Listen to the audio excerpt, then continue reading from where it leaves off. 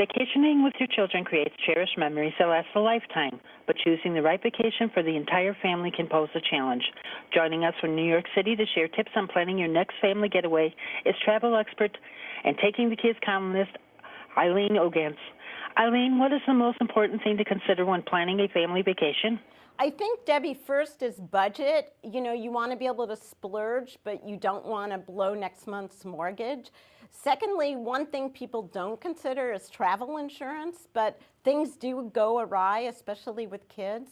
So check out a company like Allianz. They have a new Travel Smart app, and they have many policies where kids can be insured for free. Then that'll save you a lot of issues later. And then thirdly, ask the kids, because we all know if the kids are happy, you'll be happy too. I mean, what are this year's top family travel destinations? Well, we all know the kids love water parks. So I like a place like Grapevine, Texas, because they have 2 resorts with water parks. They have Great Wolf, and they also have Gaylord Texan, but for the parents, they also have an urban wine trail, you know, so the parents can taste different kinds of Texas wines. Cruises are always a good bet, like from Carnival Corporation, because they carry more families than anyone in the industry, and they have so many brands. Plus, these days, who wants to fly, so you can avoid the hassles of flying and cruise from a port near home. And then one thing we normally don't think about that often are dude ranches. But if you check out the Dude Ranchers Association website, you'll find dude ranches these days.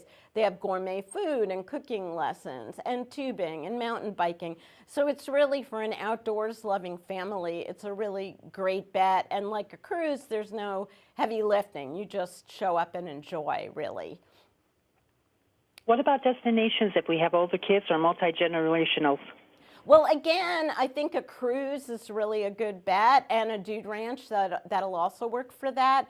I think the key with multi-generational groups is to plan as far out as you can and make sure everybody's on the same page. If you have one brother-in-law who refuses to go on a cruise or refuses to go to Orlando, that's not going to work. But make sure everybody's willing to compromise, and then it helps a lot in those cases. Use a travel agent, someone who's an expert on what you're doing or where you're going. So then you can have one person in the family who's like the sort of designated family planner in chief who can deal with that person, and that person does all of the heavy lifting for you, you know, so it's not all on your responsibility. And the other thing to remember with a trip like that is everyone does not have to be in lockstep every minute.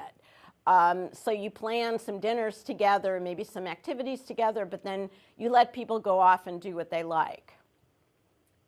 Where can our viewers go for more information about family travel? Go to my website, takingthekids.com, because you'll find things about everything I've mentioned here and things about my Kids Guide series, including the new one to Washington, D.C. I'd like to thank you for taking the time to talk with me today. Have a great day. Happy travels, Debbie. Bye.